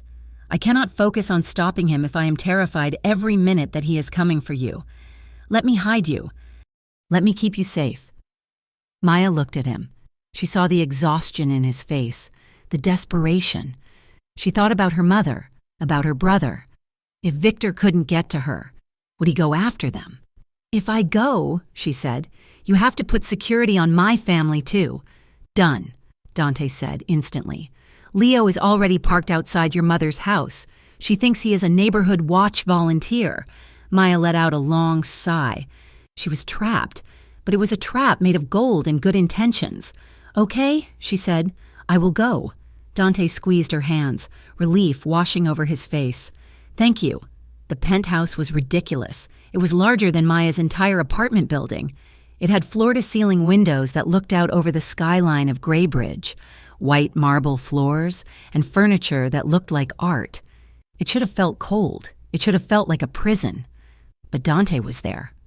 For the next 4 days, the world outside ceased to exist. Dante didn't go into the office. He ran his war from a laptop in the study, but he spent the rest of his time with her, in the vacuum of the penthouse, stripped of the hotel lobby and the public eye. Their relationship shifted. It settled into something quiet and domestic that terrified Maya with how natural it felt. She saw a side of him that the world never saw. She saw him in the morning, hair messy, wearing sweatpants, making toast in the gourmet kitchen. She learned that he drank his tea with honey, not sugar. She learned that he hated the news but loved old jazz records. "You are burning the eggs," she told him on the second morning, sitting on the counter while he cooked. "I am a crime boss, not a chef," he retorted, flipping the pan with a grin. "Eat your charcoal and be grateful." They laughed.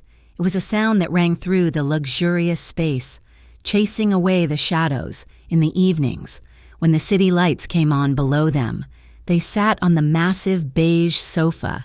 They didn't always talk. Sometimes Maya sketched. He had bought her a new set of high-quality charcoals and a sketchbook while he read files. One rainy Tuesday night, the air in the room was warm and heavy with comfort. Maya was lying on the sofa, her sketchbook forgotten on the floor. Dante was sitting next to her, reading a book. Slowly, tentatively, Maya shifted. She laid her head on his lap. Dante froze for a second, then relaxed. He closed his book and set it aside. His hand came down to rest on her hair, his fingers idly playing with the strands. "Are you tired?" he asked softly. "A little," she mumbled, closing her eyes. She felt safe. The smell of him, the heat of his leg under her cheek, the steady stroke of his hand. It was a drug. "Sleep," he murmured. "I am here." Maya drifted off, listening to the rhythm of his breathing. It was a fragile bubble. She knew it. Outside these glass walls, men were hunting them. Outside.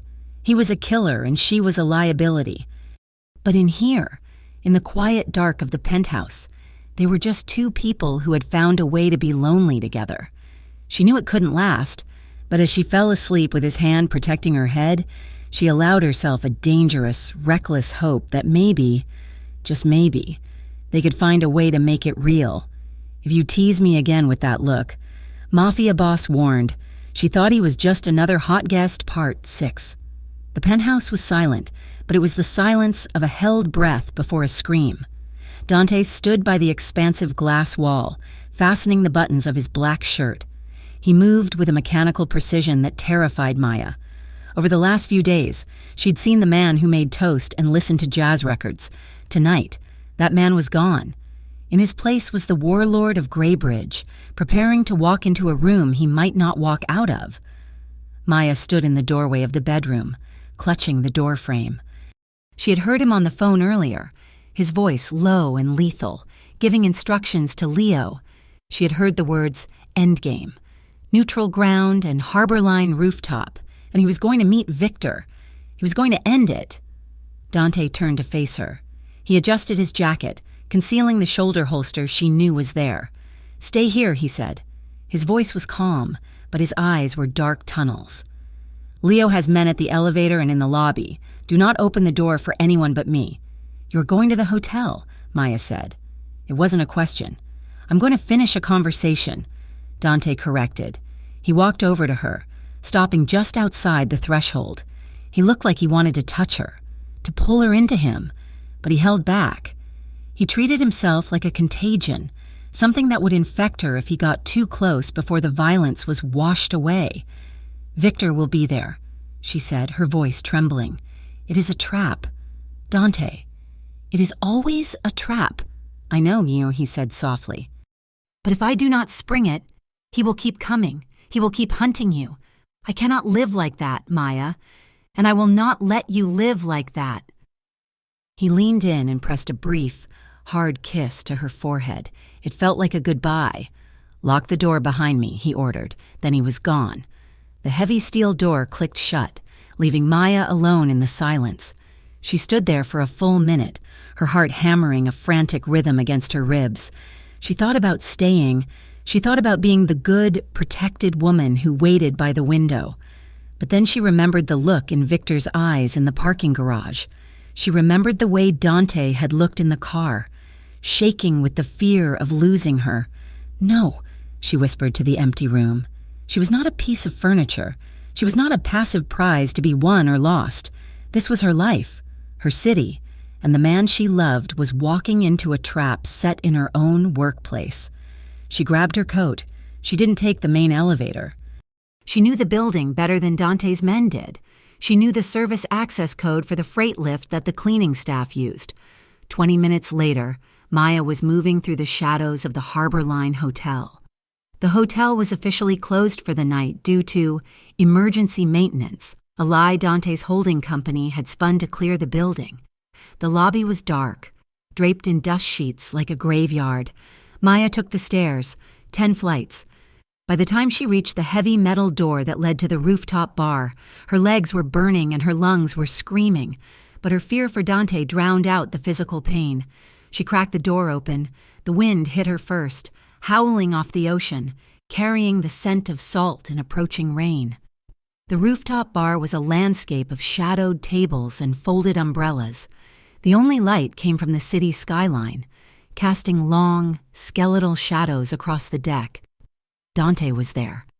He stood in the center of the open terrace, his coat blowing around his legs. He was flanked by only 2 men, Leo and another guard. He looked isolated, exposed. Across the terrace, near the VIP cabanas, stood Victor Dalka. Victor had brought 4 men. The odds were wrong. Maya bit her knuckle to keep from crying out. "You look tired, Daniel." Victor's voice carried over the wind, smooth and mocking.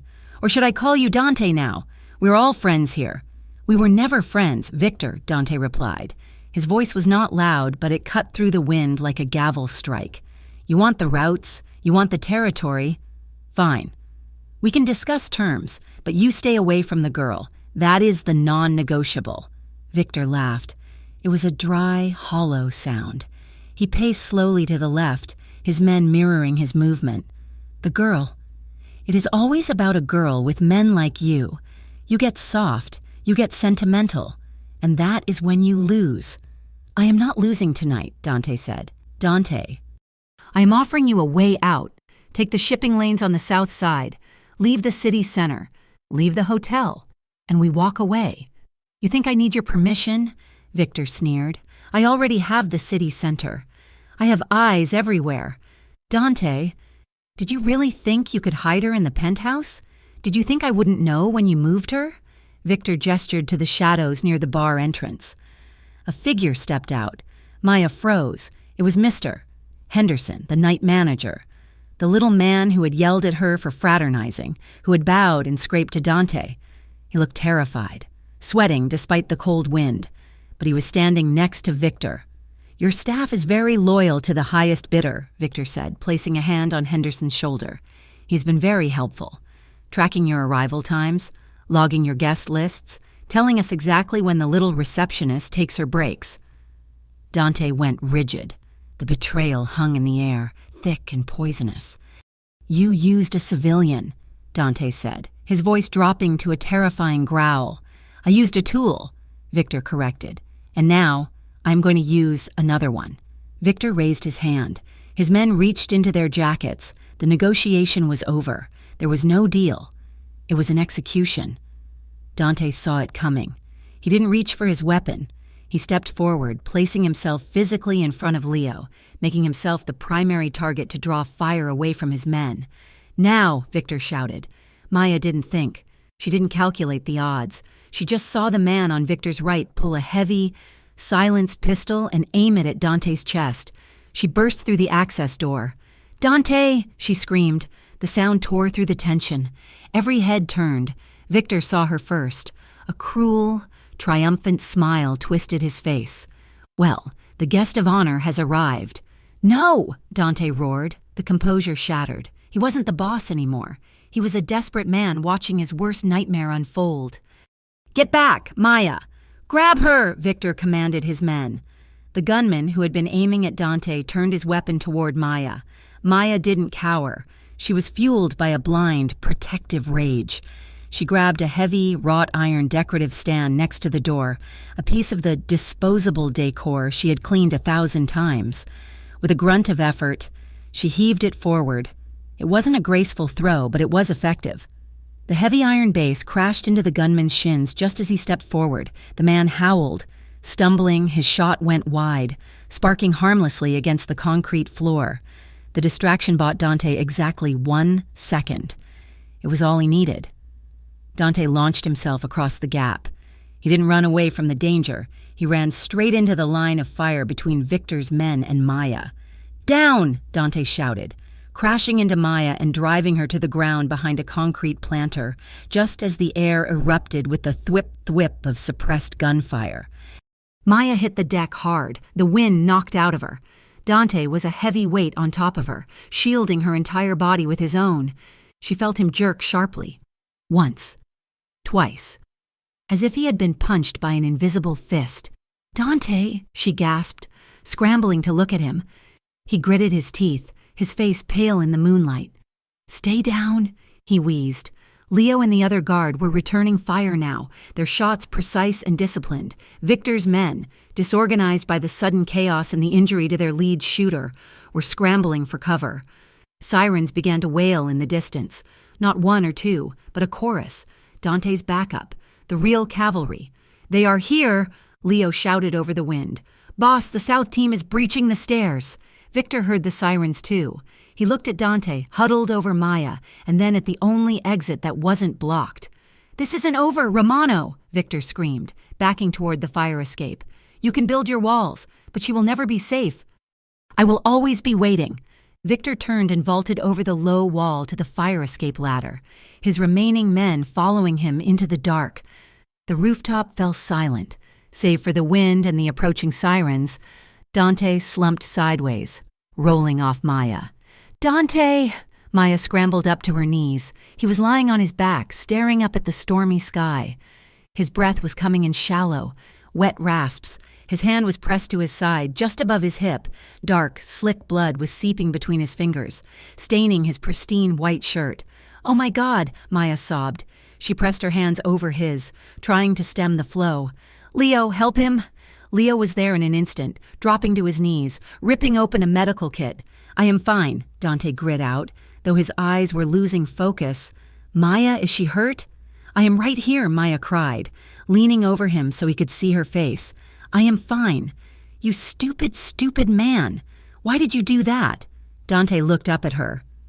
His hand, slick with blood, reached up to touch her cheek. He smeared red across her skin, but neither of them cared. "I told you," he whispered, his voice weak but steady. "I would burn this city down before I let him touch you." "Do not talk," Maya ordered, tears spilling onto his face. "Just breathe. The paramedics are coming. Do you hear them? Just stay with me." "I am not going anywhere," Dante murmured. His eyes drifted shut, then snapped open as she squeezed his hand. "Look at me," she demanded, her voice breaking. "You do not get to leave me. Dante Romano, you dragged me into this life. You do not get to leave me alone in it." He managed a faint, ghostly smile. "I never wanted to drag you in." "Well, I am here," she sobbed. "I am here, and I am choosing you, so you have to stay." Leo pressed a compress against the wound, making Dante groan in pain. "Pressure is good, boss," Leo said, his own voice tight with worry. "Stay with the pain." The rooftop door burst open. Paramedics in high-visibility vests swarmed the deck, followed by uniformed police officers who seemed to know exactly who to ignore and who to help. As the medics pulled Dante onto a stretcher, his hand reached out, blindly grasping for Maya. She took it. She held on as they ran to the elevator. She held on as they loaded him into the ambulance. She held on until they forced her to sit on the bench seat while they worked on him. He watched her the whole time. Even as the pain dragged him under, his eyes remained fixed on her face, as if she were the anchor keeping him from drifting out to sea. 6 months later, the coffee shop on 4th Street smelled of roasted beans and cinnamon. It was raining again, a classic Graybridge drizzle that turned the pavement into a black mirror. Maya sat at a corner table, her laptop open. On the screen was a logo design for a new boutique opening in the city center. She tweaked the color balance, took a sip of her latte, and smiled. She didn't work at the Harbor Line anymore. She worked for herself now, freelancing for small businesses. It was terrifying, unpredictable, and financially unstable. But it was hers. The bell above the door chimed. Maya didn't look up immediately. She finished the keystroke. Then, she felt a presence beside the table, a warmth she knew better than her own heartbeat. "Is this seat taken?" a deep voice asked. Maya looked up. Dante stood there. He looked different. The darkness that used to cling to him like a second skin had lifted, just a fraction. He was still wearing a suit, but the tie was gone, the collar open. He looked healthier. The shadows under his eyes had faded. "That depends," Maya said, leaning back in her chair. "Are you a customer or a distraction?" "I am a distraction," Dante admitted. He sat down opposite her. He moved a little stiffly still. The scar on his side was a permanent reminder of the rooftop, but his strength had returned. "How was the meeting?" Maya asked. "Boring," Dante said. "Lawyers, contracts. We finalized the sale of the shipping warehouses today. It is done. The Romano family is officially out of the logistics business." "And into?" "Real estate," Dante said. "Development. Clean money, boring money." "Boring is good," Maya said softly. "Boring is safe." He agreed. He reached across the table and took her hand. His thumb rubbed over her knuckles, right where the charcoal smudge used to be. "Are you done for the day?" he asked. "I think so," she said, closing her laptop. "Good, because I owe you a dinner. And I think I remember promising to cook." Maya raised an eyebrow. "You? Cook? Last time you tried, we had to order pizza." "I have been practicing," he said with a grin that made her heart flip. "Come home, Maya." Home. She didn't live in the penthouse. She had insisted on that. She had her own apartment now, a small, bright place in a quiet neighborhood. Dante had helped her find it, and she knew Leo parked down the street every night, but the lease was in her name. The keys were in her pocket. "Okay," she said, "let's go home." The apartment was cozy, filled with the smell of garlic and tomatoes. Outside, the rain tapped against the window, but inside, the world was warm. Dante stood at the stove, stirring a pot of sauce. Maya was chopping basil next to him. The kitchen was narrow, forcing them to move around each other in a clumsy, intimate dance. As she reached for the salt, her hip bumped against his. Dante stopped stirring. He turned to her, trapping her gently between his body and the counter. "You are dangerous in the kitchen," he murmured. "I am helping?" She laughed, though the sound died in her throat as he leaned closer. "You are beautiful," he said. The playfulness vanished, replaced by that intense, soul-deep look that always made her feel stripped bare. He reached out and tucked a strand of hair behind her ear. His hand lingered on her neck, his thumb tracing her pulse. "Are you happy?" he asked. The question was serious. "With this? With me?" Maya put the knife down. She rested her hands on his chest, feeling the steady beat of his heart. "I am," she said. "It is not a normal life," he warned her, as he had 100 times before. "I'm trying to change it, but my name is still my name. There will always be risk." "I know," Maya said. "I'm not naive. Dante, I know who you are. I know what you have done." She looked up at him, her eyes clear and steady. "But I also know who you are trying to be," she continued. "I know the man who saved me in a parking garage. I know the man who took a bullet for me. Love does not mean we are safe, Dante. It just means we are not alone in the danger." Dante let out a breath, his forehead dropping to rest against hers. "I do not deserve you," he whispered. "Probably not," she teased softly. "But you are stuck with me." He laughed, a low rumble in his chest. He tilted her chin up, his eyes searching hers one last time, looking for any hesitation. He found none. He kissed her. It was slow and sure, tasting of red wine and promise. It wasn't the desperate, fearful kiss of the rooftop. It was a kiss of belonging. It was the seal on a contract they had written in blood and rain. Maya wrapped her arms around his neck, pulling him closer, melting into the solid warmth of him. Outside. The city of Graybridge continued its cold, violent churn, but in here, in this small kitchen, they had carved out a space of their own. She wouldn't pretend his hands were clean. He wouldn't pretend she was just a pretty thing to be kept on a shelf. They were two flawed, fierce people who had found each other in the storm, and as Dante pulled her closer, deepening the kiss, Maya knew that whatever came next, whatever shadows tried to creep back in, they would face it together, and that was enough. Thank you so much for reading the final part of If You Tease Me Again with That Look, Mafia Boss Warned. It has been a journey bringing Maya and Dante's story to life, from the rainy hotel lobby to this quiet moment of peace. I would love to hear your thoughts on the ending. Did Dante redeem himself in your eyes? And where are you tuning in from today? Please leave a comment below sharing your location and your favorite moment from the story. If you enjoyed this series, please make sure to subscribe to Mafia Romance Stories so you do not miss our next adventure. We have many more passionate, dangerous, and romantic tales waiting for you. Thank you for listening, and see you in the next story.